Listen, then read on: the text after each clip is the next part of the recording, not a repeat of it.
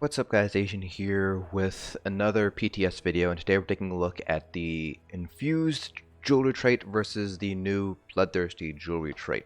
So this actually took me quite a bit of time to figure out because Bloodthirsty is a little bit more complicated now than it has been in the past. So the old Bloodthirsty, the Bloodthirsty that's on live right now, gives just a flat 10% additional damage. Leaves the damage done modifier to all enemies under 25% health. That is unique to the damage done, damage taken modifier. It's a unique modifier, which makes it so strong because it is not impacted by other damage done, damage taken modifiers. The new Bloodthirsty in Stonethorn gives a 350 up to 350 spell and weapon damage against enemies with less than 90% health, scaling linearly. They also did note that this value is not affected by percentage modifiers like sorcery or brutality. Once we take this into consideration, we can determine that for every 1% of health below 90%, we gain about just under 4 additional spell and weapon damage. Now, Infused hasn't been touched, so it still gets a 60% boost to your enchantment. The standard weapon and spell damage enchant grants us 174 weapon and spell damage, and then with Infused, this gets bumped up to 278, or it's just a 104 increase. Now, this is impacted by percent modifiers like sorcery and brutality, so we need to take that in consideration as well. So, in this case, it's easier to think of the Infused and Bloodthirsty argument in terms of the percentage modifier that you need for Infused to beat out Bloodthirsty. Bloodthirsty is basically a fixed value, while Infused can be bumped up depending on your percentage modifiers. So in order to do this, we first need to get an average value for Bloodthirsty. That is, what is the average weapon and spell damage that Bloodthirsty contributes over the whole duration of the fight, since it scales off of missing health. Now, if we assume that the duration of the fight remains constant across all health percentages, then we get an average of 157.5 weapon and spell damage, which will round for just rounding purposes down to 157. Now, one thing is that this assumption is 100% violated in actual real fights. This is because we have things like execute abilities, which end up reducing the time that we spend in the execute phase of the fight. Plus, we know Bloodthirsty scales up in strength with the lower the monster's health becomes. This basically means that while Bloodthirsty is ramping up, the effectiveness actually ends up going down a little bit, or actually evens out, because we're spending less time on those higher values. So to get a real average value, we would need to take the time spent in each percentage threshold into consideration. But for simple purposes, we're assuming that the duration of the fight remains constant across all health percentages. So how do we get 157.5? Well, Bloodthirsty starts at 90% health remaining, so we need to take the maximum value and multiply that by 45%, or half of 90.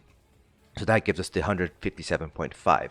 So we know that Infused provides an additional 104 weapon and spell damage as a base. So now we just need to know what's the percentage modifier we need for Infused to get up to that 157, which is a fairly simple proportion, which we have here. We solve for X, and we get a just under a 51% modifier to our spell weapon damage in order to get Infused to be as strong as Bloodthirsty.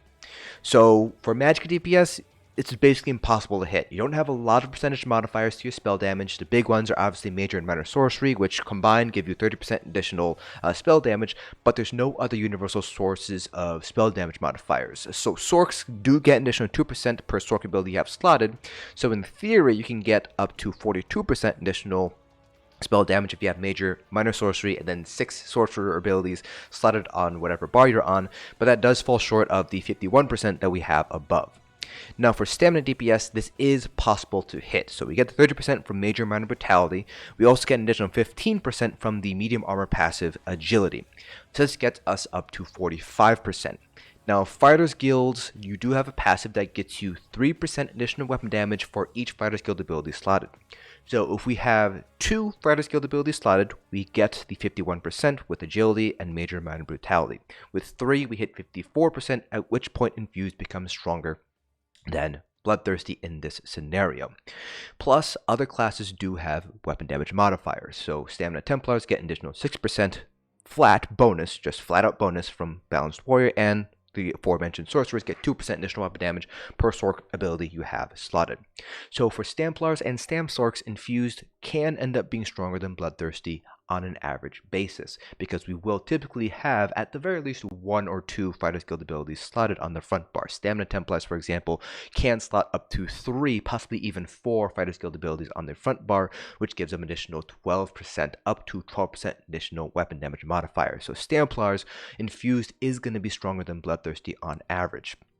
Now, I mentioned earlier that Bloodthirsty calculations here, the assumptions that we made, are not going to be accurate at all, and that's because as the fight wears on and the monster's health gets lower, Bloodthirsty becomes stronger, which does mean we're getting more weapon damage, which will usually result in the latter half of the fight taking less time than the first half of the fight.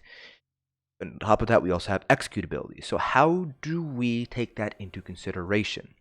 Well, here's a table that I made here with a very basic assumption that for every 10% health that we drop down, we spend 2 seconds less time on that in that 10% HP threshold, because we're getting more from Bloodthirsty. Now, this could be accurate. This might be a little bit less accurate, but this is a fairly good sort of representation of the issue that we have on hand with Bloodthirsty. So from 100 to 90, we don't get any increase from Bloodthirsty. From 90 to 80, we get 0 to 39. From 80 to 70, we get 39 to 78, and so on and so forth here. And then time spent here does decrease by 2 seconds for every single 10% health threshold that we drop by. And then here in this column, we have the percentage of time spent in this HP threshold over the full duration of the fight. So for this scenario, we have a total fight time of 228 seconds. Now this column here, effective Bloodthirsty increase, is basically taking the value from this number here. So for 90 to 80, for example, we're taking 39 and we're multiplying it by 13% to get this 5. And what we're going to be doing at the end is we're actually going to be basically summing all of these together to get our actual effective Bloodthirsty average. So you'll notice here that we actually do get a small dip here at the very end here, 22 to 21, based on the amount of percentage time spent in this last 10 to 0 HP threshold. This is basically going to be expected. There is going to be an inflection point where your effective Bloodthirsty increase is actually going to end up being lower, because your percentage time spent in a fight is decreasing faster than Bloodthirsty is able to increase. So there is going to be some sort of inflection point, this turnaround point somewhere, depending on how quickly a fight is spent here. It just so happens here that it ends up in the very last health threshold here. So once we sum up all these values, and we are taking these last values here, so 10 to 13, for example, would be basically you map it onto 78 to 117. So we're taking this last value here to give us the best case scenario, and we end up with an average of 151 average weapon or spell damage over the entire course of the fight, which you'll notice is lower than 157 that we calculated earlier.